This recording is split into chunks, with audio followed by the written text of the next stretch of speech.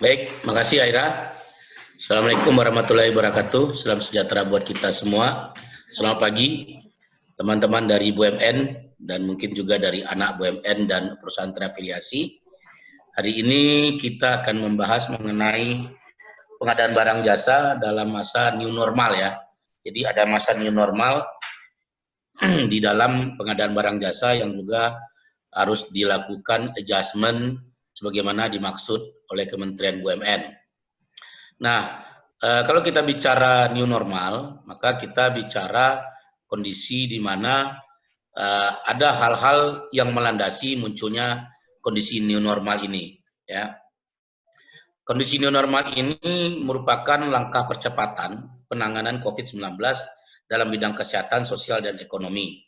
Jadi langkah-langkah pencegahan ini dilakukan atau diterapkan di tempat kerja, seperti menjaga jarak, fasilitas cuci tangan, etika pernafasan, ya. Ini yang disampaikan oleh Direktur Regional WHO untuk Eropa, Henry Kluge, ya.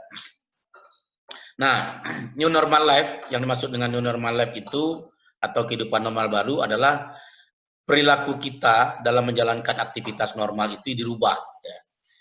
Apa perubahannya? Perubahannya adalah kita lebih berwaspada atau lebih berhati-hati, ya, dan kita juga menerapkan protokol kesehatan guna mencegah terjadinya penularan COVID-19. Jadi kalau kita lihat sekarang ini ada beberapa hal yang kadang-kadang kita itu agak gemes ya, karena seperti kita lihat banyak sekali orang-orang yang masih bekerja secara normal dan banyak juga orang-orang yang masih berkehidupan secara normal, bergerombol di suatu tempat ya.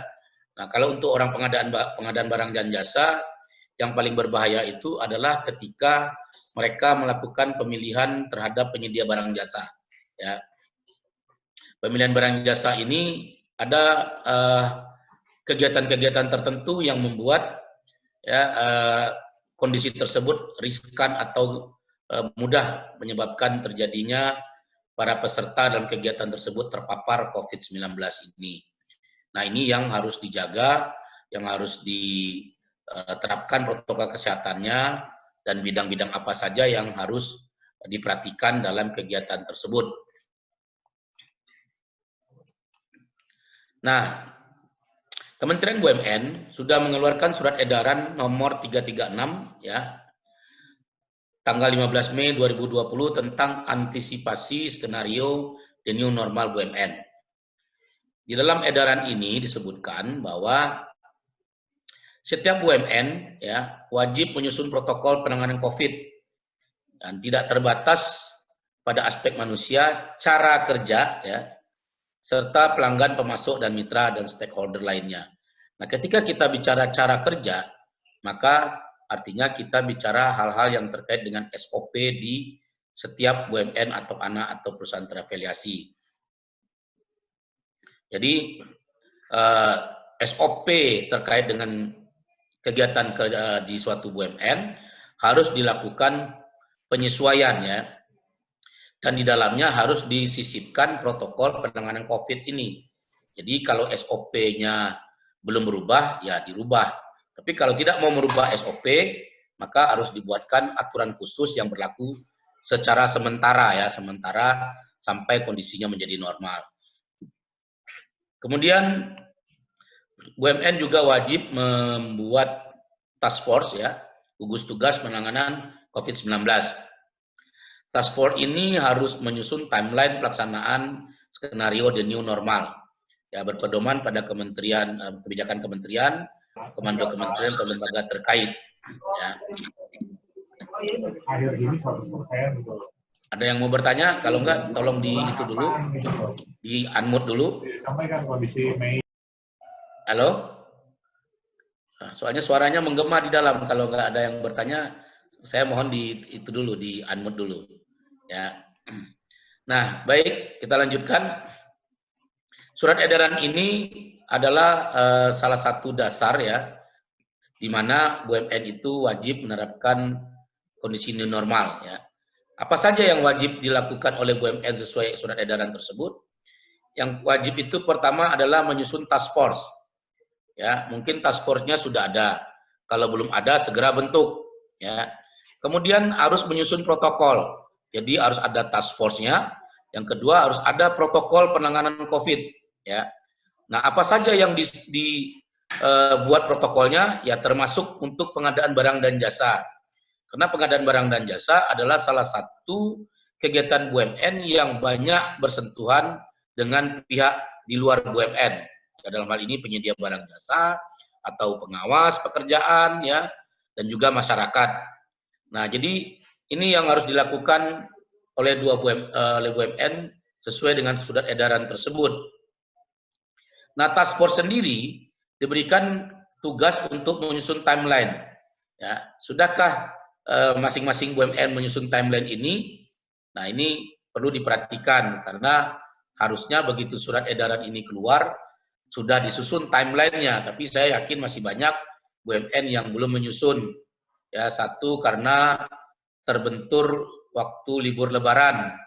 Yang kedua terbentur dengan kondisi work from home, ya.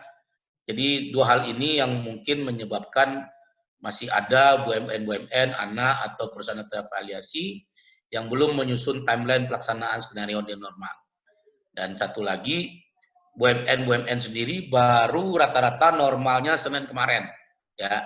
Baru normal masuk ke kantor adalah tanggal 8 Juni kemarin. Sebelumnya masih suasana Lebaran, masih banyak yang belum membuka kantornya. Nah, dalam pelaksanaan new normal pengadaan barang jasa, Direksi BUMN di sini bertugas memonitoring, ya, dan mengevaluasi pelaksanaan skenario new normal tersebut, ya. Kemudian melaporkannya secara berkala kepada Wakil Menteri terkait. Jadi Wakil Menteri BUMN ada dua, masing-masing Wakil Menteri memiliki tugas membina BUMN sesuai dengan bidang usahanya.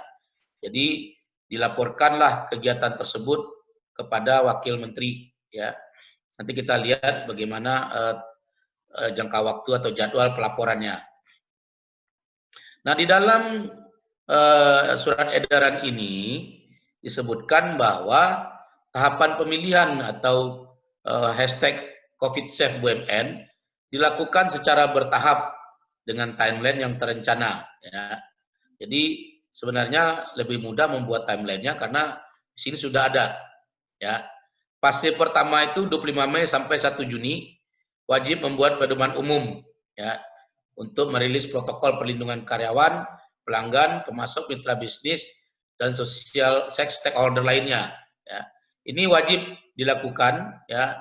Pedoman umumnya itu harus berisikan protokol pelindungan karyawan di bawah 45 tahun, ya, disarankan masuk, dan yang untuk WFH di atas 45 tahun sesuai dengan kondisi operasional perusahaan. Lalu harus menyusun tracking kondisi karyawan dan penanganan karyawan terdampak. Artinya karyawan-karyawan yang mungkin terdampak atau terpapar virus corona ini. Kemudian pembukaan layanan cabang secara terbatas dan pengaturan jam masuk. Nah, bagaimana mengatur jam masuk ini, ya, dan pembukaan layanan cabang secara terbatas?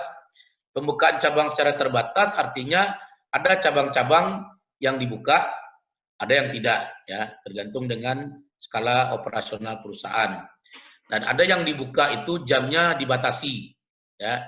Begitu juga jam masuknya itu bisa dibatasi dengan sistem shift, ya. Mungkin ada yang masuk jam 8, jam 12 sudah boleh pulang.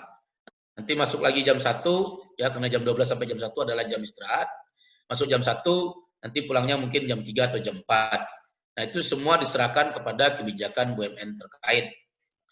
Kemudian, kalau fase 1 ini sudah disiapkan protokolnya, maka barulah boleh, ya, tanggal 1 Juni BUMN beroperasional. Ya.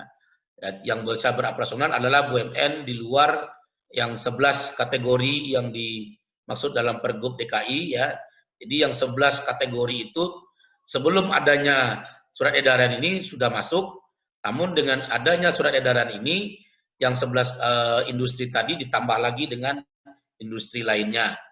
Nah, fase ke-8, ya, sudah mulai membuka sektor jasa wisata, jasa pendidikan, ya, dan fase 4 ini pembukaan seluruh sektor ya sesuai dengan fase 3 dengan tambahan evaluasi.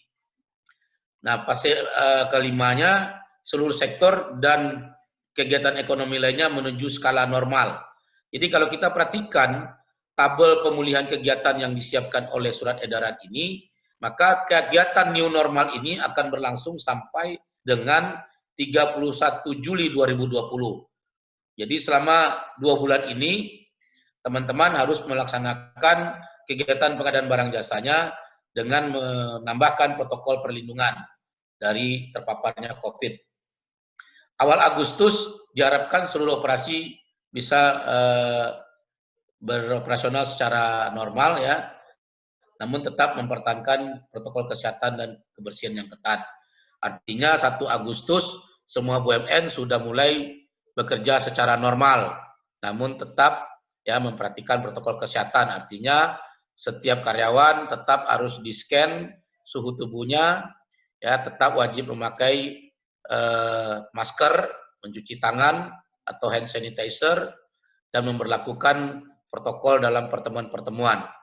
Nah ini yang saat ini sementara ya, new normal ini akan berlaku sampai 31 Juli. Apabila kondisinya tidak memungkinkan untuk beroperasional secara normal di 1 Agustus, ada kemungkinan fase new normal ini diperpanjang. Jadi kalau diperpanjang, BUMN sudah punya protokolnya, jadi tidak ada lagi aturan-aturan baru yang disiapkan di Agustus. Ya. Karena salah satu kelemahan kita di BUMN adalah kalau untuk SOP ini suka terlambat diberlakukan, padahal kita tahu itu penting. Ya. Nah, jadi setiap fase harus dilaporkan evaluasinya kepada Wakil Menteri terkait. Ya. Jadi kalau kita perhatikan ada 5 fase di mana Direktur Utama BUMN memberikan laporan kepada Wakil Menteri. Ya. Nah, dalam surat edaran ini tidak diberikan sanksi apabila terjadi kelalaian dalam pelaporan atau sama sekali tidak melapor. Dalam surat edaran ini tidak ada sanksinya. Namun demikian, walaupun tidak ada sanksi, bukan berarti kementerian akan diam saja. Pasti akan ada tindakan-tindakan. Tindakan terburuknya adalah direksinya diganti. Ya. Nah, kita lihat timeline pelaksanaan skenario new normal. Jadi timeline itu sudah dimulai dari pembentukan task force, ya, kemudian menyusun protokol penanganan COVID, dalam hal ini terkait cara kerja atau SOP, termasuk PBJ, ya, pengadaan barang jasa. Jadi teman-teman yang di pengadaan barang jasa, segeralah menyusun protokol penanganan COVID ini. Nanti ada beberapa panduan dalam menyusun protokol ini, ya, dan di kegiatan mana protokol ini harus diterapkan. Nah, kemudian penerapan new normal fase 1, 25 Mei sampai 31 Mei, berarti 1 Juni sudah harus dilaporkan ke Wamen penerapan fase 1. Fase 2, 1 Juni sampai 7 Juni, sudah harus dilaporkan ke Wamen juga pada tanggal 8 Juninya.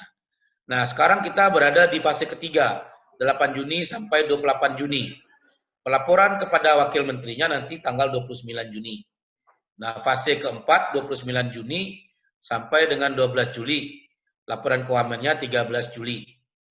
Fase kelima 13 dan 20 ini berakhirnya di 31 Juli. Jadi 1 Agustus baru dilaporkan ke Wakil Menteri terkait. Fase normalnya berarti jatuh pada tanggal 1 Agustus apabila new normalnya tidak diperpanjang. Kalau ada perpanjangan biasanya kementerian akan mengeluarkan surat edaran yang baru. Jadi inilah timeline yang bisa disusun oleh setiap BUMN. Jadi Anda tinggal bikin time schedule-nya, ini agendanya, tinggal dibikin di sini fase 1 tanggal berapa, fase 2 ya, bikinkan dalam bentuk tabel. Jadi kelihatan timeline-nya seperti apa. Ya. Kemudian kalau kita perhatikan dengan adanya kondisi new normal ini, problem yang paling mendasar di setiap BUMN itu adalah SOP BUMN tidak mengcover pelaksanaan pengadaan barang jasa dalam keadaan new normal. Ya. Bahkan banyak SOP di BUMN, anak maupun perusahaan terafiliasi, yang tidak mengcover pelaksanaan pengadaan barang jasa dalam keadaan darurat bencana non alam, ya. Karena di dalam peraturan menterinya, ya, penunjukan langsung hanya untuk keadaan darurat bencana alam. Jadi aturan terkait bencana non alam itu tidak ada. Sering sekali kita perhatikan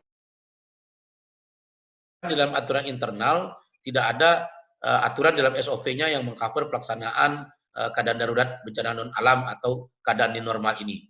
Sehingga otomatis kalau tidak ada SOP-nya akan menyulitkan bagi BUMN itu sendiri dalam melaksanakan kegiatan pengadaan barang jasa.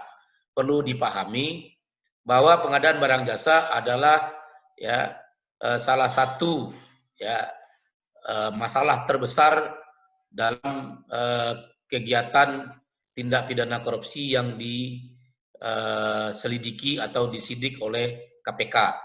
Jadi kalau Anda perhatikan, nomor satu kegiatan yang paling banyak menjadi kasus korupsi adalah penyuapan. Ya, penyuapan itu sebagian besar juga terkait dengan pengadaan barang jasa.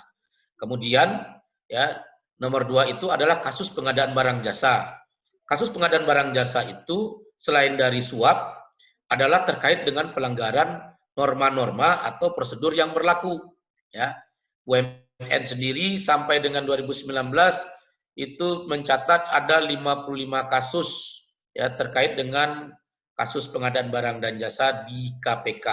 Kasus yang sudah sampai dengan putusan pengadilan. Ya, artinya jumlah kasusnya cukup banyak. Ya, BUMN di Indonesia itu jumlahnya lebih kurang sekitar 115.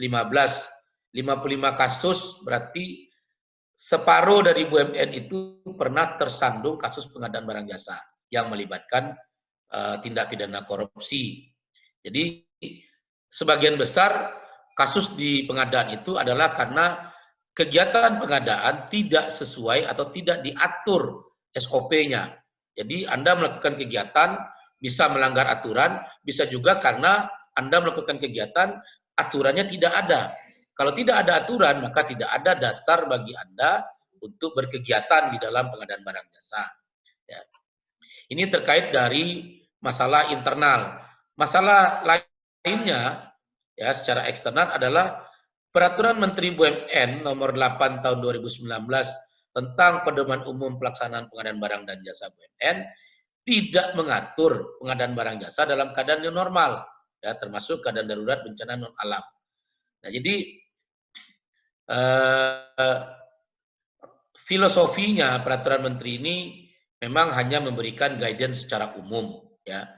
Tetapi kalau guidance secara umum itu tidak mencakup hal-hal yang wajib diatur di dalam SOP BUMN, ya, maka sering sekali hal tersebut menjadi kealfaan bagi pihak BUMN untuk mengaturnya. Jadi kalau Anda membuat aturan atau merubah SOP-nya sesuai peraturan menteri ini, Anda akan terjebak pada pola di mana ada aturan-aturan yang tidak diatur, ya, yang tidak diwajibkan oleh peraturan menteri. Karena tidak diwajibkan, Anda tidak ngatur. Nah, ketika terjadi sesuatu kondisi seperti sekarang, kondisi the new normal, nah, aturan kementerian ini tidak mengcover. Nah, jadi ini dua problem yang menjadi analisa dalam melaksanakan kondisi new normal dalam pengadaan barang jasa. Ya. Nah, lalu apa solusi dari kondisi tersebut? Solusinya adalah Anda melakukan perubahan atau revisi pada SOP pengadaan existing, ya, dibuatkan aturan tambahan atau revisinya. Ya. Problemnya, ya, kalau Anda merubah SOP pengadaan existing, maka yang bikin lama itu adalah consigneringnya, ya. Jadi bagaimana? Jadi kalau memang kita merubah keadaan seperti di SOP yang ada, butuh waktu, makan waktu, dan kemudian juga akan banyak perdebatan, maka yang paling gampang adalah Anda buat aturan khusus yang berlaku sementara. Jadi aturan khusus ini bentuknya adalah surat keputusan direksi. Ya, dalam surat keputusan direksi ini disebutkan bahwa keputusan ini berlaku sementara selama masa new normal, ya, untuk pelaksanaan pengadaan barang jasa di BUMN. Jadi ini yang bisa kita jadikan solusi. Ya. Nah, berarti solusinya adalah aturan kebijakan itu ya terkait pengadaan barang jasa harus membuat aturan terkait new normal. Nah, syarat pengadaan barang jasa dalam keadaan new normal sebelum kita masuk kepada peraturannya adalah sama dengan syarat pengadaan barang jasa secara umum. Yang pertama efisien, yang kedua efektif. Ya.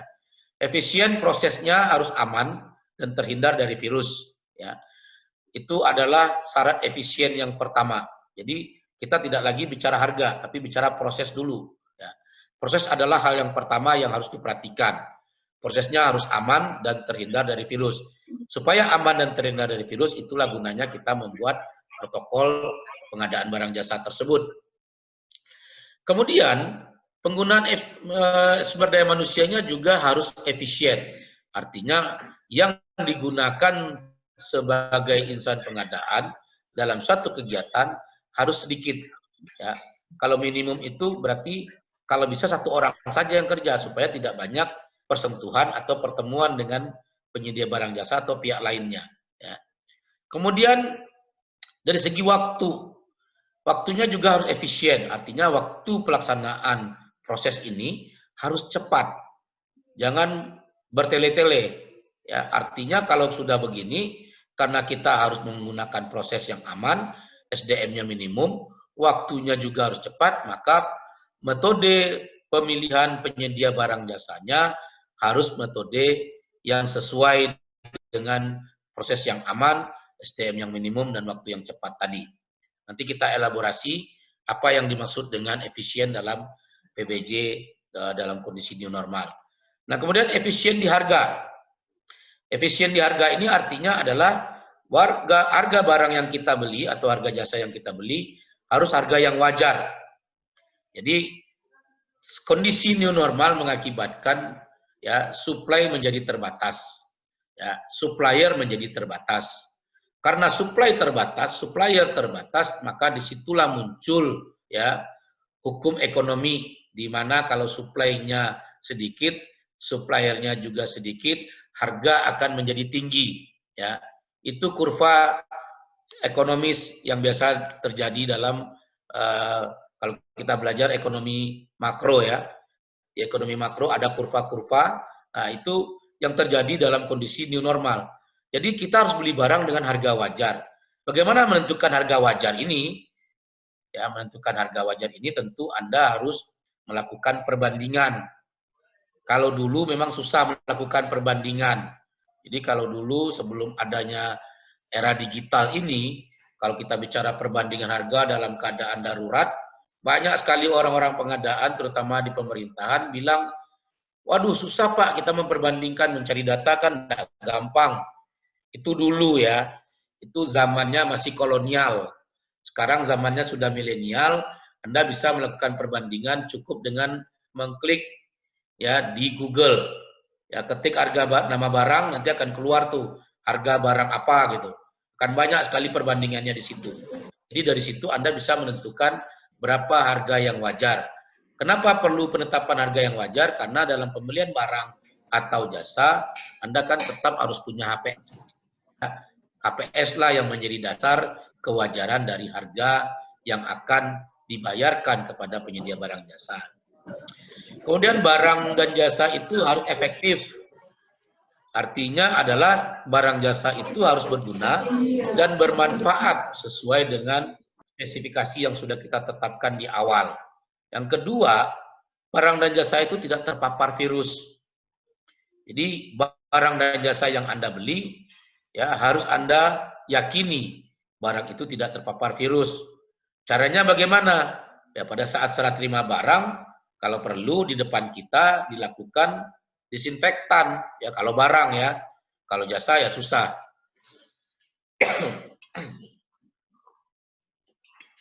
Untung tidak bulan puasa ya, kalau bulan puasa nggak boleh minum. Baik, kalau ada yang bertanya silakan langsung sebelum kita lanjut. Nanti moderator akan memfasilitasi. Baik. Jadi aturan pengadaan dalam kondisi new normal yang harus Anda atur di dalam SK pengadaan dalam kondisi new normal adalah satu, ya, jadi SK itu harus menyebutkan satu, mengupayakan penggunaan cara elektronik, ya. Namun apabila tidak memungkinkan, dilaksanakan secara hati-hati dengan memperhatikan aturan sosial dan physical distancing. Ini aturan pertama yang harus dimasukkan di dalam SK pengadaan, ya. Kemudian terkait dengan masalah efisien tadi, maka metode belanja yang disarankan dan lebih aman itu adalah pengadaan atau penunjukan langsung, ya. Jadi ini harus Anda atur di dalam SK seleksi tadi, ya, atau dalam SOP kalau mau dirubah SOP-nya. Yang ketiga, belanja barang jasa tersebut walaupun kondisinya tidak normal, tetap memperhatikan batas kewenangan yang berlaku di lingkungan perusahaan. Jadi jangan belanja tanpa batas, jadi harus memperhatikan batas kewenangan, ya. Jadi ini untuk masalah akuntabilitas di pengadaan barang jasa, jadi tetap harus memperhatikan batas kewenangan. Kemudian diatur juga mengenai dokumen dan proses pelaksanaan pengadaan barang jasa, ya, selama new normal ini tetap mengacu pada aturan pengadaan barang jasa yang berlaku di lingkungan perusahaan. Jadi dokumen yang digunakan dan proses pelaksanaannya tidak ada yang berubah, ya. Artinya kita mengacu kepada aturan yang berlaku. Yang berubah itu adalah Anda harus memperhatikan physical dan social distancing-nya tadi, ya. Kemudian, ya, dengan adanya masa new normal untuk sementara, ya, perusahaan meniadakan pemberlakuan SOP yang berlaku, ya. SOP yang berlaku itu hanya tertentu, yaitu terkait dengan metode belanja. Jadi metode belanjanya yang akan menjadi titik tolak dalam pelaksanaan pengadaan barang jasa selama masa new normal. Dan keputusan tersebut atau peraturan tersebut berakhir saat status new normal berubah menjadi normal.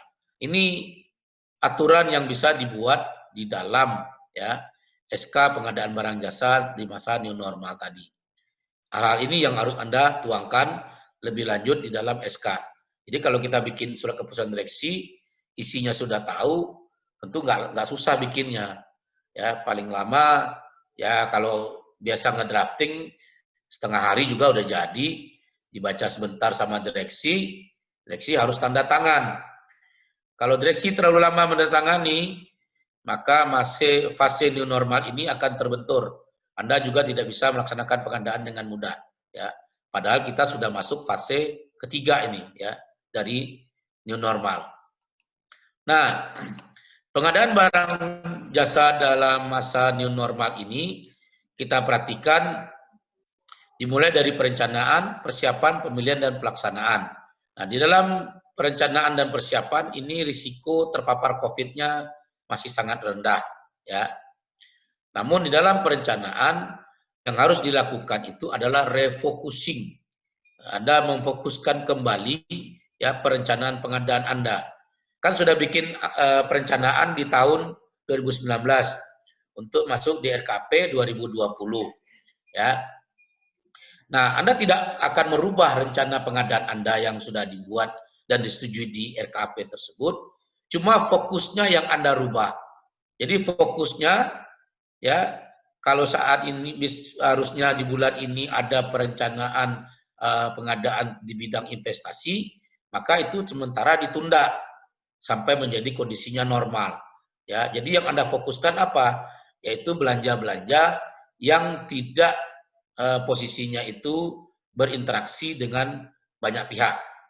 Jadi Anda merefocusing perencanaan ini, ya, meletakkan prioritasnya kepada belanja barang jasa yang sifatnya rutin, ya, yang tidak bisa ditunda.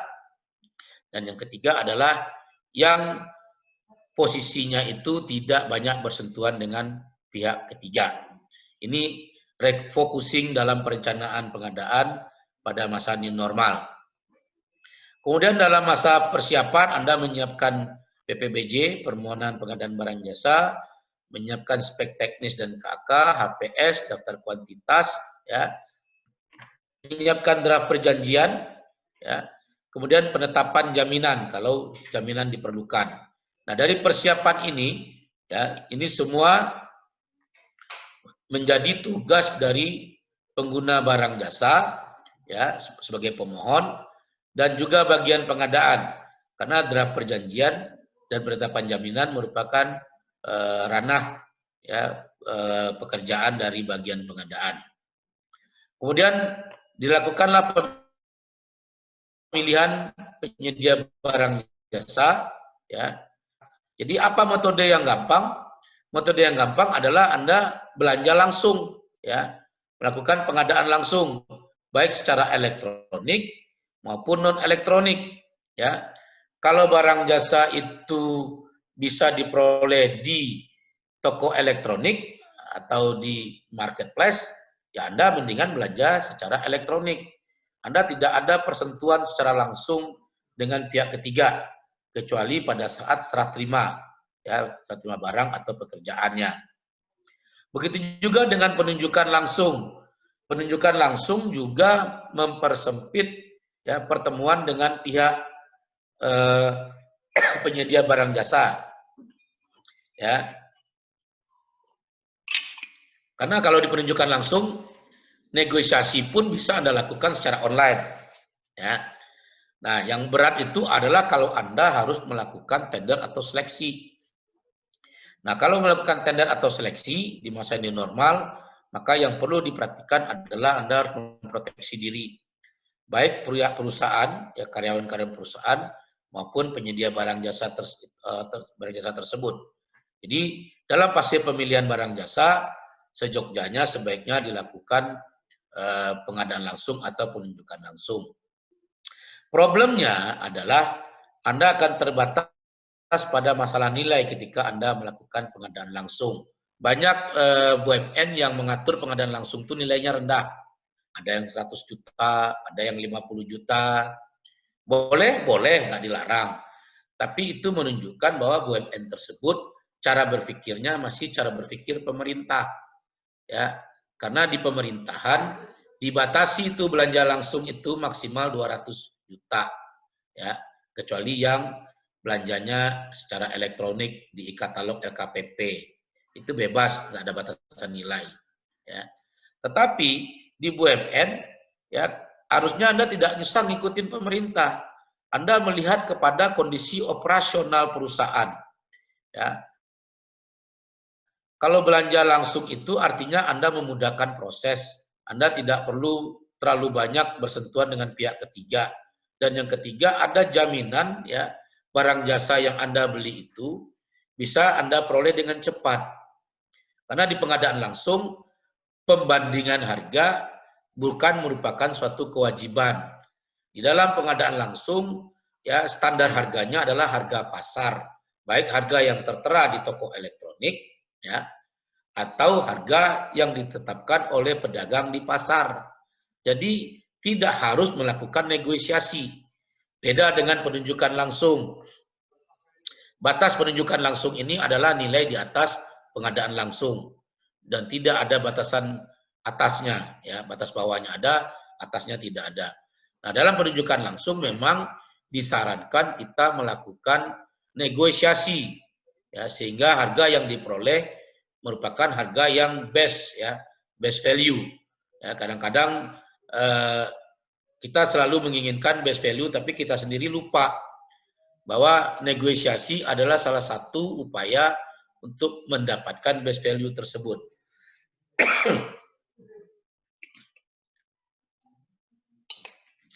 Baik. Nah, terkait dengan pemilihan ini, maka baru nanti masuk kepada tahap pelaksanaan. Pelaksanaan pekerjaan itu akan berujung kepada serah terima barang jasa dan serah terima hasil pekerjaan. Ya. Nah, ini dua hal yang perlu diperhatikan, karena serah terima barang jasa dan serah terima hasil pekerjaan ini ada kemungkinan kita bertemu langsung dengan penyedia barang dan jasa tersebut. Kenapa? Karena pada tahapan ini kita akan melakukan pemeriksaan ya terhadap barang atau terhadap jasa. Setelah itu baru kita lakukan serah terima hasil pekerjaan. Memeriksa barang tentu tidak bisa dilakukan kalau tidak disaksikan oleh saksinya. Siapa saksinya? Ya di sini mulai dari pengguna barang sampai dengan penyedia barang itu sendiri. Ya, bisakah kita melakukan secara online? Bisa, tetapi itu akan menimbulkan masalah. Ya, ketika kita bilang barangnya rusak, ya, terus penyedia yang ada di seberang online, ya, bilang, "Udah, waktu kami kirim barangnya bagus kok." Gitu. Jadi akan menimbulkan perdebatan. Ujung-ujungnya serah terima barang tidak selesai, tidak jadi dilaksanakan. Itulah kenapa dalam serah terima barang jasa dan serah terima hasil pekerjaan, kedua belah pihak wajib hadir. Nah, disinilah diperlukan proteksi diri. Jadi Anda perhatikan ya, pengadaan barang jasa ini yang memiliki risiko terhadap paparan corona itu ada di tahap pemilihan berupa tender atau seleksi, dan di tahap pelaksanaan itu dalam serah terima barang atau serah terima hasil pekerjaan. Nah, kegiatan yang berisiko paparan itu kalau kita perhatikan ya, dari awal pengadaan barang jasa itu dimulai dari pendaftaran penyedia. Ya. Nah, di sini ada yang namanya kualifikasi, pembuktian kualifikasi. Nah, dalam pembuktian kualifikasi ini biasanya dicocokkan dokumen asli dengan yang diserahkan fotokopinya. Nah, ini adalah titik risiko di mana kegiatan tersebut berisiko paparan corona. Kemudian pengadaan langsung, risikonya itu ada di saat serah terima barang atau jasa. Kemudian di penunjukan langsung, titik risiko itu ada di kualifikasi, negosiasi, serah terima barang jasa, dan serah terima pekerjaan. Tender seleksi terbatas ada di unwitting, ya, ada kemudian di negosiasi, serah terima barang jasa, dan serah terima pekerjaan. Sedangkan di tender seleksi umum, titik risikonya ada di unwitting, di kualifikasi, ya. Kalau di tender seleksi umum tidak ada lagi negosiasi, karena otomatis kita memilih penyedia barang jasa yang memberikan harga terendah, ya. Kemudian ada serah terima barang jasa, ada serah terima pekerjaan. Ini titik-titik paparan kegiatan yang berisiko paparan corona. Ya, titik-titik ini yang teman-teman harus pahami, ya, harus hati-hati jangan sampai di titik-titik ini ya risiko paparan corona itu muncul. Tapi kalau kita sudah tahu titik-titik risiko ini, maka kita bisa melakukan mitigasi dari risiko tersebut. Nah, risiko kegiatan ini ada 5 yang memiliki risiko terhadap kegiatan pengadaan dan kita lakukan mitigasinya. Kualifikasi, pencocokan bisa dilakukan secara online, misalnya menggunakan metode Zoom online dan direkam. Ya, walaupun ini bisa jadi muncul ketidakakuratan karena kita nggak megang dokumen aslinya. Tapi setidaknya ya kalau sudah dicocokkan secara online kan ketahuan itu ya barang itu asli atau tidaknya, setidaknya kita bisa meyakini ya walaupun tidak 100%. Kemudian unwitting. Unwitting ini juga kita lakukan secara online ya, pakai Zoom dan direkam. Jadi peserta tinggal hadir dan menggunakan Zoom, kita paparkan ya semuanya melalui dokumen-dokumen yang di-share di dalam Zoom tersebut. Kemudian diberikan kesempatan kepada peserta unwitting untuk bertanya. Ya. Kehadiran mereka cukup dibuktikan dengan unwitting rekaman dari Zoom tadi. Jadi selama kegiatan unwitting dilakukan perekaman ya dengan metode tersebut. Kemudian kalau untuk terkait persetujuan hasil unwitting, di saat selesainya unwitting, Anda bisa bertanya masing-masing kepada peserta. Ya, peserta A, apakah Anda sudah setuju dan memahami hasil unwitting? Ya, kalau dia setuju, dia harus menyatakan setuju. Jangan mengangguk, karena mengangguk tidak menyatakan persetujuan. Kalau dia tidak setuju, dia harus memberikan alasannya.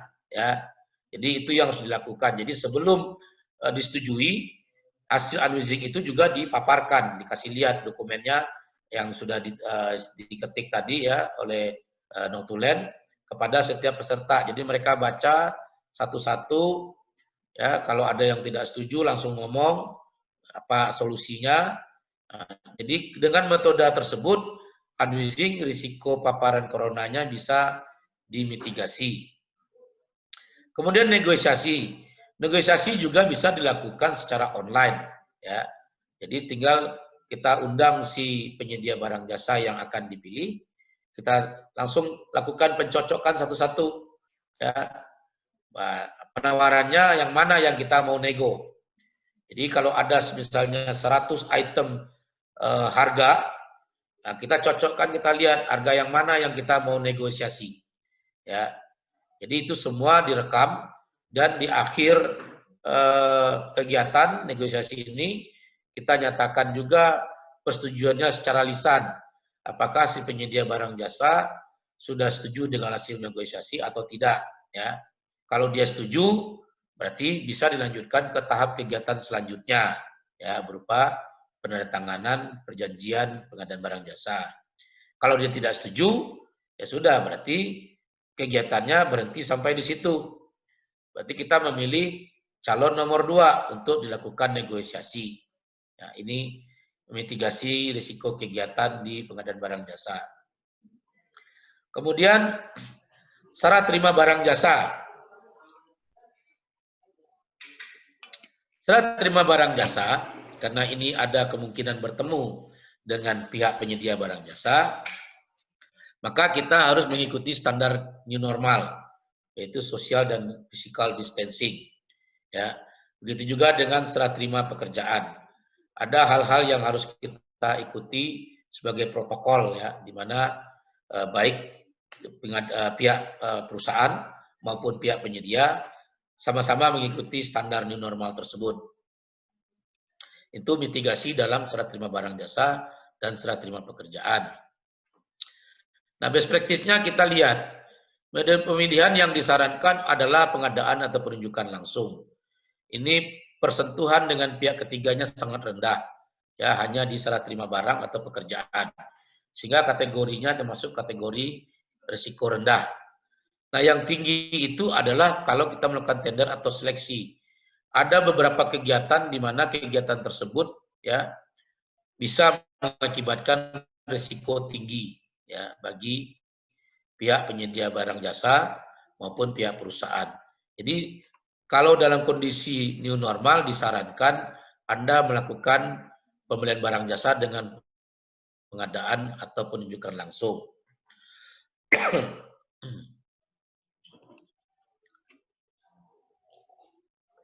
Nah, kita lihat risiko dari metode pemilihan yang akan dipakai.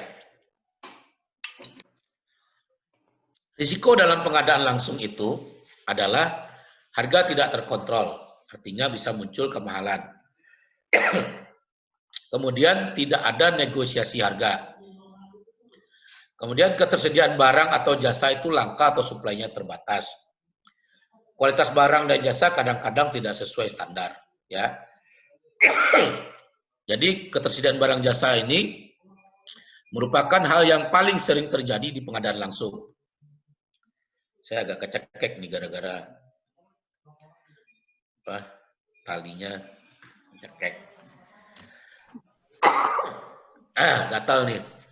Bukan corona tapi gatal tenggorokannya. Baik. Jadi di pengadaan langsung ini ada 4 risiko yang harus Anda perhatikan. Yaitu harga yang tidak terkontrol, tidak bisanya dilakukan negosiasi harga, ketersediaan barang itu langka, ya, kualitasnya tidak sesuai standar. Sehingga di sini pihak penyelenggara pengadaan benar-benar harus hati-hati, ya. Kalau di pemerintahan, untuk harga yang tidak terkontrol atau mahal ini di backup dengan meminta surat pernyataan dari penyedia barang. Surat pernyataan yang menyatakan bahwa harga yang mereka jual, yang mereka berikan kepada kita adalah harga yang masih masuk kategori wajar, ya. Dan di pemerintahan kemahalan harga ini juga nantinya akan dilakukan audit, jadi sifatnya post audit, jadi sudah selesai proses pengadaan baru diaudit, ya. Tapi di BUMN tidak ada kewajiban bagi kita untuk meminta surat kemahalan harga tadi atau surat pernyataan kemahalan harga. Ya, karena itu ini menjadi risiko kalau kita tidak hati-hati dalam membeli barang dengan metode pengadaan langsung. Selain itu barang jasa juga kadang-kadang karena suplai terbatas, kadang-kadang tidak sesuai standar. Ya. Kita udah bikinkan spesifikasinya, namun tiba-tiba ada saja spek yang tidak sesuai gitu. Itu risiko-risiko yang sering terjadi. Kalau dipenunjukkan langsung, ya, risikonya antara lain adalah harga tidak terkontrol atau kemahalan. Kemudian kita bisa melakukan negosiasi harga. Namun posisi tawar kita tuh lemah gitu. Artinya kita dalam posisi yang agak sulit melakukan tawar-menawar. Kenapa? Karena kesediaan barang atau jasa itu terbilang langka atau suplainya terbatas. Jadi dengan kondisi COVID sekarang, kalau Anda perhatikan, di mana banyak pabrik yang untuk sementara tidak beroperasi karena karyawannya tidak boleh bekerja, maka dia juga tidak bisa memproduksi barang. Dengan demikian, ketersediaan barang yang ada di pasar menjadi langka karena pasokannya juga dari pabrik tidak normal gitu. Nah, ini yang mengakibatkan harga menjadi mahal dan posisi tawar kita dalam penunjukan langsung itu menjadi lemah. Ya. Kemudian tender dan seleksi terbatas, ya. Kalau tender dan seleksi terbatas ini hampir sama ya, ketersediaan barang langkanya atau suplainya terbatas, peserta tender atau seleksi tidak memenuhi syarat, kualitas barang jasa tidak sesuai standar. Ini risiko dalam tender seleksi terbatas atau seleksi umum. Jadi ini risiko-risiko yang perlu Anda perhatikan ketika Anda melakukan pemilihan penyedia barang jasa dengan metode pemilihan yang diatur dalam Permen 08/2019. Risiko-risiko ini yang harus dimitigasi supaya tidak menjadi hal yang menyulitkan dalam pemilihan atau pembelian barang jasa yang dibutuhkan oleh perusahaan. Nah, kemudian karena kita melakukan pembelian barang jasa, maka ada beberapa hal yang harus disiapkan sebagai protokol. Yaitu protokol pembelian barang jasa secara langsung di pasar. Ya. Ini tidak semua kita belanja itu melalui pasar elektronik atau toko elektronik. Kadang-kadang kita terpaksa belanja langsung di pasar. Ya. Kita datangin tokonya, ya. Kita langsung belanja di toko tersebut. Ini juga harus siapkan protokolnya, ya. Bagaimana caranya belanja langsung di pasar. Kemudian dalam hal kualifikasi, unwizing, klarifikasi dan negosiasi, ini juga harus siapkan protokolnya, ya. Apabila kita tidak melakukan kegiatan tersebut melalui metode online. Jadi kalau kita harus memanggil penyedia barang jasa untuk kualifikasi, unwizing, klarifikasi dan negosiasi, siapkan protokolnya, ya. Kemudian serah terima barang di kantor perusahaan atau di lokasi pekerjaan, ini juga harus siapkan protokolnya, ya. Begitu juga pemeriksaan pekerjaan baik di kantor maupun di lapangan atau lokasi pekerjaan, Anda harus siapkan protokolnya. Karena ini yang diwajibkan di dalam surat edaran tersebut, bahwa cara kerja ya harus diperhatikan dan harus disiapkan protokolnya. Kemudian protokol pembelian barang jasa secara langsung di pasar. Ini adalah hal-hal yang kita acu kepada aturan dari Kementerian Kesehatan. Salah satu caranya kalau kita belanja barang jasa di pasar itu adalah wajib menggunakan masker dan sarung tangan. Ya. Kenapa wajib pakai masker dan sarung tangan? Kenapa nggak masker saja, Pak? Kenapa harus pakai sarung tangan? Sarung tangan perlu karena pada saatnya nanti Anda akan melakukan transaksi dengan penyedia barang di pasar. Ya, Anda akan memegang barang dan mungkin juga Anda akan menyerahkan uangnya langsung. Karena belanja di pasar bisa secara tunai, bisa juga non tunai. Kalaupun misalnya non tunai, Anda akan kalau yang punya corporate card, ya Anda kan akan menggesek, memencet PIN-nya atau membuat tanda tangan sehingga diwajibkan menggunakan selain masker itu juga sarung tangan, ya. Diupayakan menggunakan helm face shield sebagai pengaman, ya. Jadi kalau sekarang ini salah satu cara memitigasi agar virus itu tidak terpapar ke masyarakat adalah dengan menggunakan helm face shield. Ya, ini bisa menjadi pengaman. Ya, karena katanya kalau ada yang bersin atau ada yang batuk, ya bisa ya kalau itu batuk itu mengandung COVID sehingga perlu pengaman. Jadi sekarang orang bersin dan batuk harus hati-hati karena gampang dicurigai. Nah, bagi kita yang belanja di pasar, kita melakukan mitigasi dengan menggunakan helm face shield tadi. Ya. Kemudian dalam belanja barang jasa di pasar, diupayakan tanpa persentuhan. Ya, diupayakan artinya kalau bisa Anda mengurangi persentuhan ya, dengan barang maupun dengan alat-alat lainnya. Ya. Dan dilakukan dengan seefektif dan seefisien mungkin. Artinya prosesnya diupayakan cepat, ya, SDM-nya jangan terlalu banyak yang terlibat, harga jangan terlalu mahal. Ya.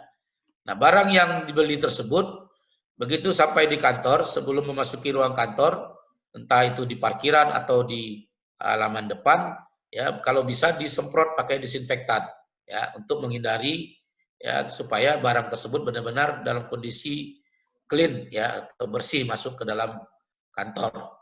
Jadi misalnya kalau Anda beli kertas, walaupun kertas itu mungkin sepanjang perjalanan Anda meyakin itu bersih, tapi tidak ada salahnya sebelum dibawa masuk ruangan disemprot pakai disinfektan. Ya, semprotnya jangan banyak-banyak nanti basah. Kalau beli kertas disemprot banyak-banyak basah kan tidak ada gunanya. Kertasnya malah nggak bisa dipakai nanti kan. Nah ini beberapa protokol pembelian barang jasa secara langsung di pasar yang bisa diterapkan oleh insan pengadaan. Ya.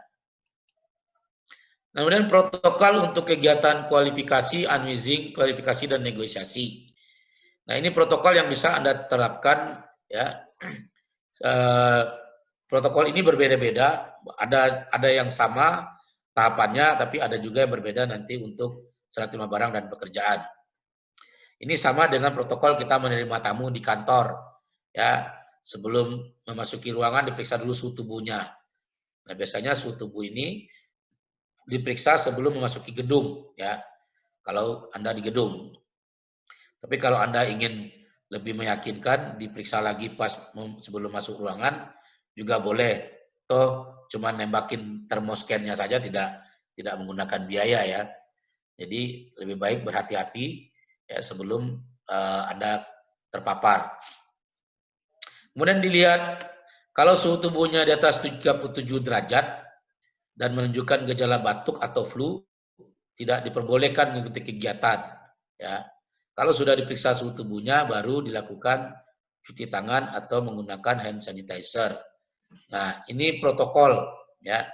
Jadi kalau dia di bawah 37 derajat, 30 derajat Celcius dan tidak ada gejala batuk segala macam, ya silakan masuki ruangan. Ya. Batuk juga harus Anda pahami, ya. Ada orang yang batuk itu karena memang dia alergi atau karena kondisi tenggorokan kering. Ya, Anda harus paham gejala batuk COVID itu tidak sama dengan batuk biasa. Kalau batuk COVID itu, batuknya itu kayak orang asma. Ya, kebetulan saya hari Rabu minggu lalu ketemu dengan pasien COVID yang sudah sembuh. Ya, di salah satu BUMN, dia karyawan BUMN, ada kegiatan ke daerah Sulawesi, naik pesawat, satu pesawat sama ibu-ibu yang habis mengikuti kegiatan umat Islam sedunia di Goa. Nah, itu kan klaster Goa itu banyak yang kena tuh. Nah, begitu sampai di Jakarta, pulang ke rumah, malamnya badannya itu panas tinggi. Dan kemudian dia tidak bisa bernafas, jadi batuknya itu kayak batuk asma gitu. Napasnya pendek, ya. Itu ciri-cirinya. Jadi jangan karena ada yang batuk tiba-tiba langsung, oh ini nggak boleh, ini corona, itu kan. Akibatnya kegiatan Anda tidak jalan gitu. Kemudian ruangan yang akan digunakan untuk pelaksanaan kegiatan harus sudah dilakukan disinfektan sebelumnya. Jadi ruangan yang akan dipakai sudah harus dibersihkan. Setiap peserta diwajibkan menggunakan masker dan sarung tangan. Ya. Setiap peserta duduk dengan jaga jarak minimal 1 meter dan isi ruangan maksimal 3 orang dari pihak perusahaan, maksimal 2 dari pihak penyedia. Jadi satu ruangan isinya maksimal 5. Ya. Diupayakan juga ya untuk ruangan tersebut agar memiliki penghalang kaca sebagai pembatas antara pihak penyedia dan pihak perusahaan. Kalau tidak ada, maka gunakanlah helm face shield. Kenapa ini menjadi suatu hal yang dijadikan kategori atau protokol dalam kegiatan unwheezing, kualifikasi? Karena pembatas kaca ini salah satunya adalah mengurangi paparan dari virus itu dari satu tempat ke tempat yang lain. Ya. Dan ini di Kementerian PUPR dijadikan hal yang wajib. Jadi di PUPR kegiatan pengadaan barang jasa itu masih terlihat normal, cuma dengan kategori-kategori protokol tertentu. Salah satunya adalah dengan menyiapkan penghalang kaca. Jadi Anda bicara tuh di balik kaca, berhadap-hadapan, buka masker boleh, tapi dalam satu kaca dari ruangan-ruangan khusus. Jadi ini yang digunakan di Kementerian PUPR ya. Nah, kemudian dalam pembicaraan itu diupayakan menggunakan mikrofon. Jadi kalau pakai kaca pembatas, ya kalau nggak pakai mikrofon nanti satu sama lain saling tidak dengar. Ya, takutnya itu malah menghambat proses. Ini juga merupakan protokol yang digunakan di Kementerian PUPR dalam memilih penyedia barang dan jasa. Dan yang terakhir, pelaksanaan kegiatan diupayakan tanpa persentuhan dan dilakukan dengan seefektif dan seefisien mungkin. Nah, ini protokol kegiatan kualifikasi, unwheezing, klarifikasi, dan negosiasi. Ya. Nah, protokol ini bisa Anda jadikan lampiran di surat keputusan tentang proses pengadaan barang jasa selama masa new normal tadi. Ya. Kemudian protokol serah terima barang. Protokolnya hampir sama dengan kualifikasi tadi, memeriksa suhu tubuh, ya, mencuci tangan, dan kalau seandainya suhunya di atas 37 derajat dan menunjukkan gejala batuk dan flu corona, ya, jadi gejala batuk dan flu-nya itu flu corona, yaitu adanya batuk yang seperti orang asma, tapi biasanya kalau sudah panas tinggi dan batuk asma, orang-orang tidak akan berkeliaran. Ya, karena beberapa hal yang harus Anda perhatikan sebagai ciri-ciri corona itu, selain suhu tubuhnya tinggi, di atas 37 derajat, malah di atas 38, ya, dia nafasnya pendek, tersengal-sengal, batuknya itu batuk pendek, batuk orang kayak asma gitu, ya. Dan dia juga tidak bisa banyak bergerak karena seluruh tubuhnya itu dalam kondisi yang sakit. Jadi pengakuan pasien COVID yang saya tanya itu, tubuhnya itu sulit digerakkan karena rasanya sakit sekali. Jadi kayak ketarik otot-ototnya, ya. Kalau dia jalan itu rasanya kayak dibebani jarum tubuhnya itu tiap menginjak tuh sakit gitu. Nah, jadi Anda harus perhatikan ya itu gejala-gejala yang biasa terjadi di pasien COVID ya. Dan kalau sudah gejala itu muncul, biasanya mereka nggak keluar rumah, pasti ke rumah sakit gitu. Nggak mungkin mengikuti proses pengadaan barang jasa. Tapi kita tetap melakukan protokol ini supaya mengamankan kondisi. Karena sebagian dari gejala-gejala COVID itu katanya tidak kelihatan, ya. Tidak semua yang positif itu punya gejala yang sama, ya. Seperti tadi itu panas tinggi, tidak bisa berkegiatan, batuk dengan napas pendek, gitu. Nah kemudian sama dengan tadi ya, ruangan juga harus dilakukan disinfektan. Kemudian juga harus menggunakan face shield atau menggunakan penghalang kaca.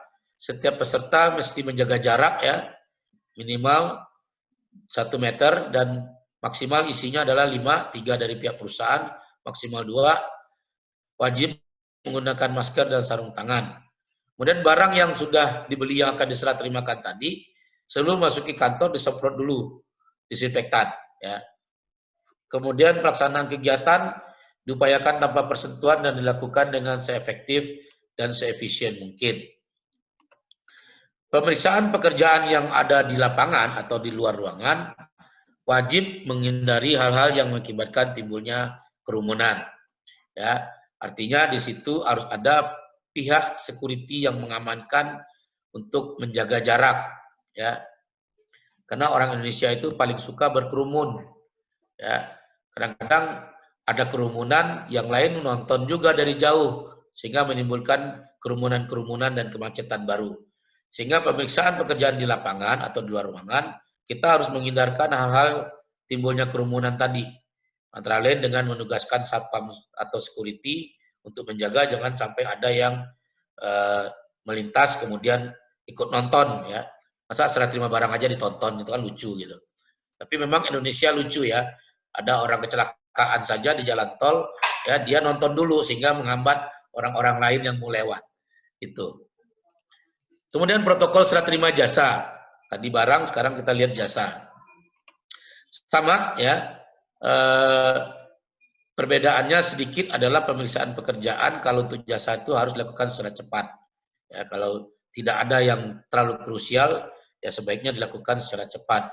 Ya, pemeriksaan suhu tubuh tetap, ruangan disinfektan, menggunakan masker, sarung tangan. Satu ruangan itu isinya maksimal 5, jaga jarak 1 meter, ya, pakai face shield atau pembatas kaca, menggunakan mikrofon, diupayakan tanpa persentuhan dan dilakukan dengan seefektif dan seefisien mungkin. Pemeriksaan hasil pekerjaan dilakukan secara cepat. Ini protokol serah terima jasa yang bisa juga dijadikan lampiran dalam SK keputusan direksi terkait penerapan pengadaan barang jasa dalam kondisi new normal. Kemudian protokol pemeriksaan pekerjaan. Protokol pemeriksaan pekerjaan ya hampir sama dengan yang tadi. Bedanya adalah di dalam ruangan itu isinya itu maksimal 6 orang ya. Karena dalam pemeriksaan pekerjaan akan menghadirkan pihak perusahaan sebagai pihak yang akan memeriksa pekerjaan. Ada juga pihak penyedia barang jaksa dan juga ada pihak pemeriksa eksternal kalau sewaktu-waktu dibutuhkan. Ya, pemeriksa eksternal itu dalam hal konstruksi disebut dengan konsultan pengawas. Ya, jadi itu juga harus ada dalam satu ruangan yang sama untuk memeriksa pekerjaan. Jadi protokolnya sama, memeriksa suhu tubuh.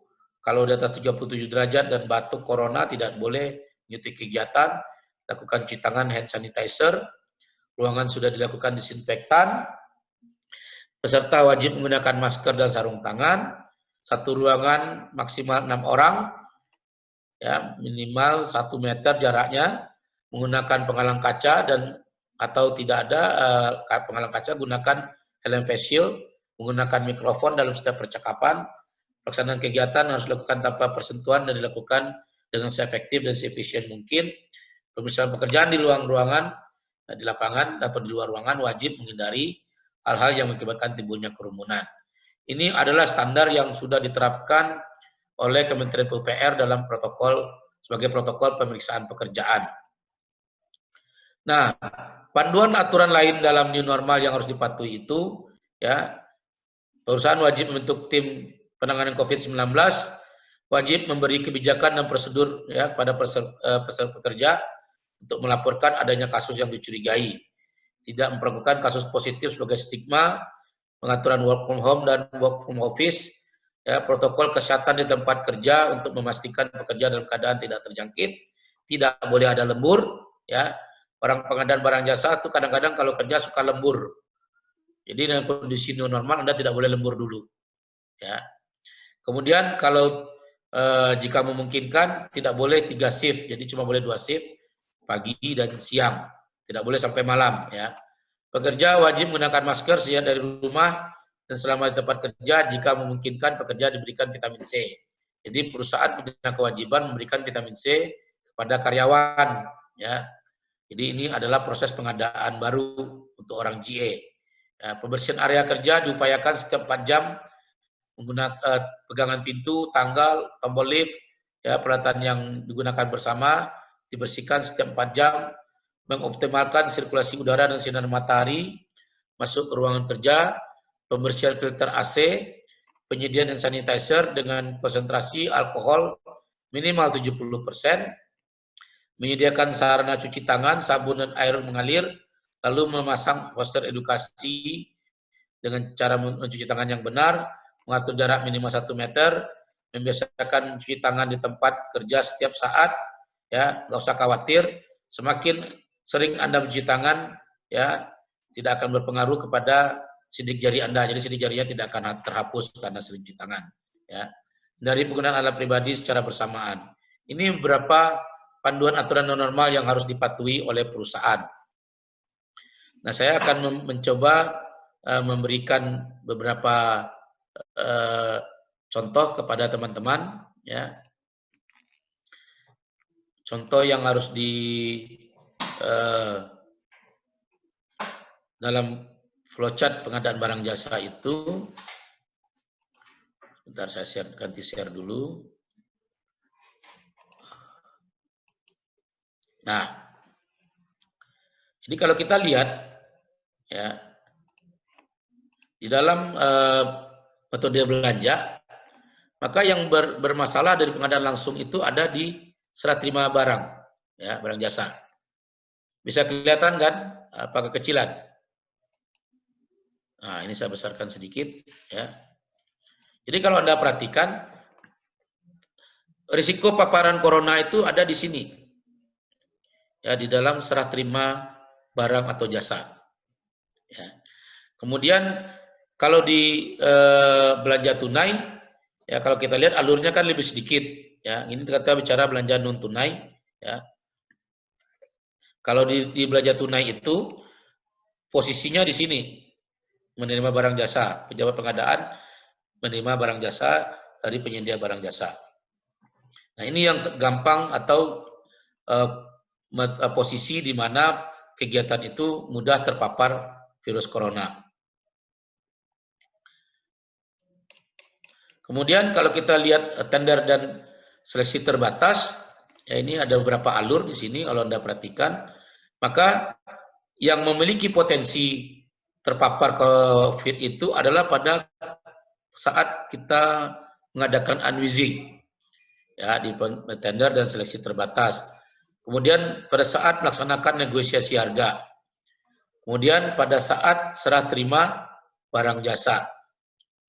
Nah, ini yang kalau kita lihat alurnya, ya, alur pengadaan barang jasa, maka kalau di tender seleksi terbatas ada 3 tahapan kegiatan yang berpotensi terjadinya pemaparan virus corona. Begitu juga dengan metode standar umum, ya, seleksi umum. Di unwizing, di kualifikasi, dan kemudian di serah terima barang jasa. Nah, ini yang perlu diperhatikan. Begitu juga di penunjukan langsung. Di penunjukan langsung yang gampang sekali terpapar itu pada saat kita melakukan negosiasi harga dan menerima barang atau jasa. Jadi ini beberapa hal yang harus diperhatikan di dalam pembuatan protokol pengadaan barang jasa semasa new normal. Kemudian kita lihat, ya, flowchart dari new normal yang dijelaskan tadi.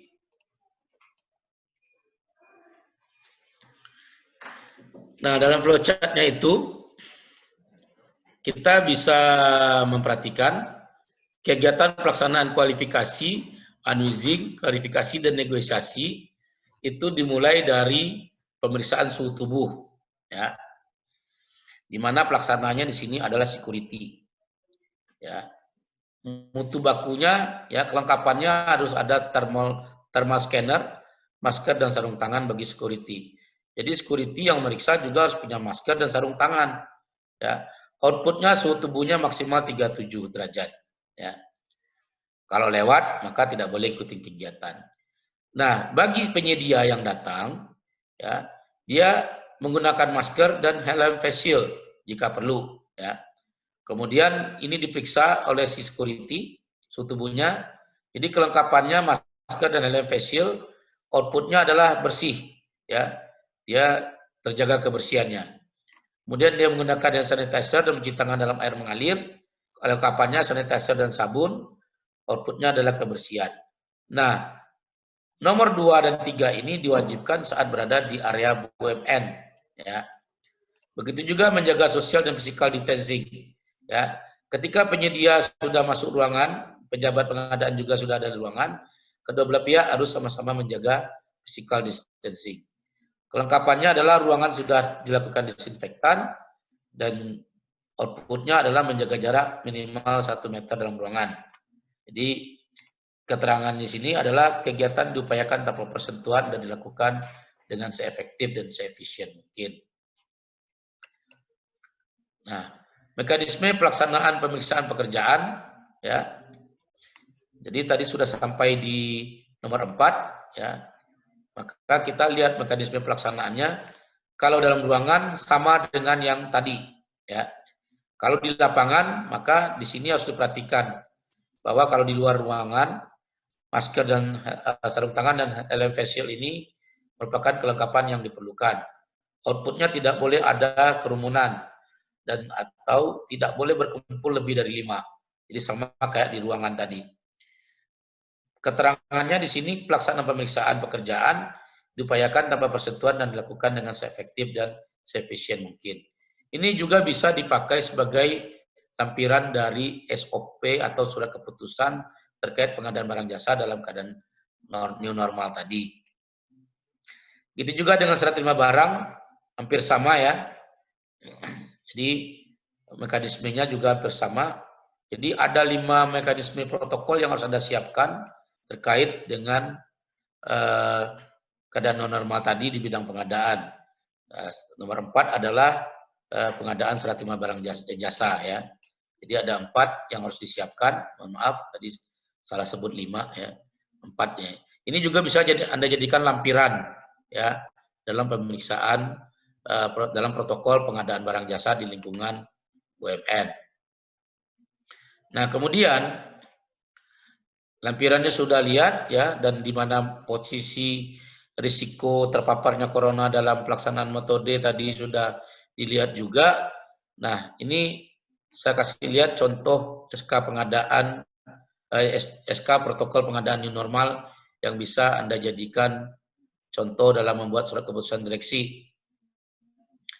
Ini contohnya surat keputusan direksi nomor sekian tentang protokol pelaksanaan menimbang ya pengadaan barang jasa mempunyai peranan penting kegiatan usaha BUMN dan guna mencapai pendirian itu agar proses pengadaan barang jasa bisa jalan dengan baik, maka dengan penetapan keadaan darurat COVID-19 melalui keputusan Presiden nomor bla bla bla yang kemudian melahirkan kondisi new normal diperlukan aturan barang jasa pada masa new normal. Jadi ini harus disebutkan di bagian menimbang.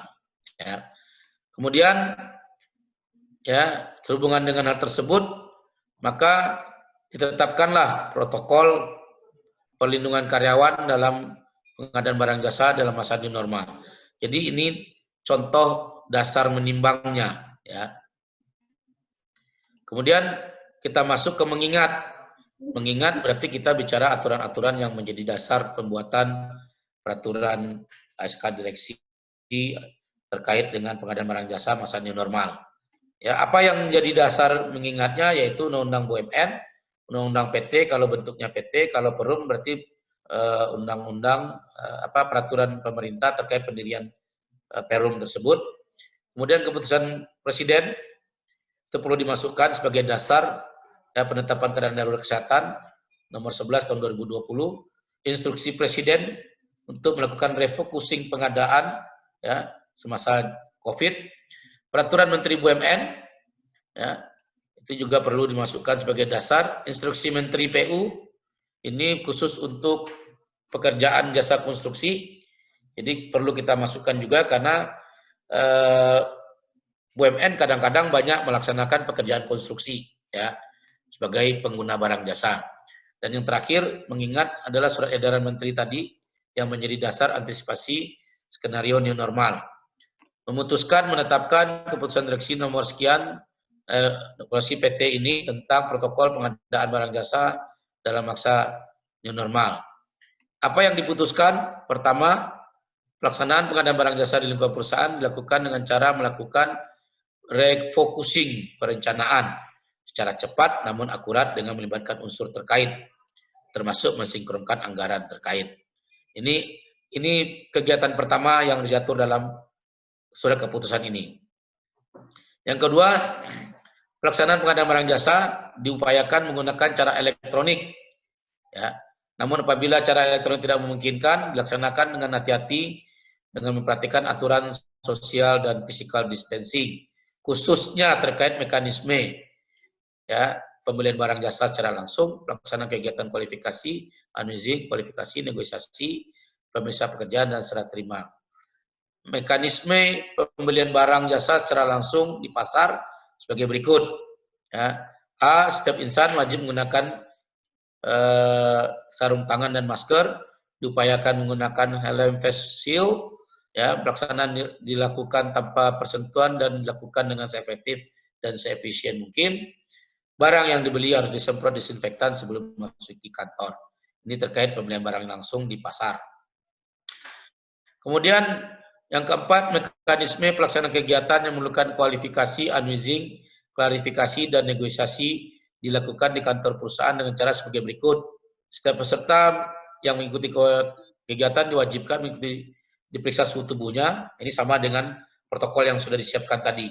Jadi ini adalah narasi dari protokol yang tadi, ya, termasuk dengan pelaksanaan pemeriksaan pekerjaan. Ini narasinya. Ini Anda masukkan di SK direksi. Begitu juga mekanisme serah terima barang. Ini narasinya baru terkeenam. Nah, mekanisme serah terima jasa. Ini narasinya. Dan yang kedelapan, hal-hal lainnya terkait dokumen dan proses pelaksanaan tetap mengacu pada pengadaan barang, aturan pengadaan barang jasa yang berlaku di lingkungan perusahaan. Jadi dokumen yang dipakai maupun proses tidak ada yang berubah. Itu yang dilakukan di masa new normal. Ya. Jadi keputusan ini dapat dirubah dari tarik suatu waktu dengan menerbitkan keputusan direksi. Jadi kalau suatu waktu ini kita mau rubah, kita buka peluangnya di aturan ini juga. Dan disebutkan juga bahwa keputusan ini berlaku selama masa new normal. Ya, ini yang ke-10-nya. Nah, jadi ini contoh dari SK direksi untuk terkait dengan protokol pengadaan barang jasa di masa new normal. Jadi SK direksi ini berlaku pada saat sudah ditandatangani, ya. Jadi ini yang bisa dilakukan oleh teman-teman di pengadaan barang jasa, ya, dalam hal membuat aturan-aturan terkait pengadaan barang jasanya. Demikian, kalau ada yang mau ditanya silakan, monggo.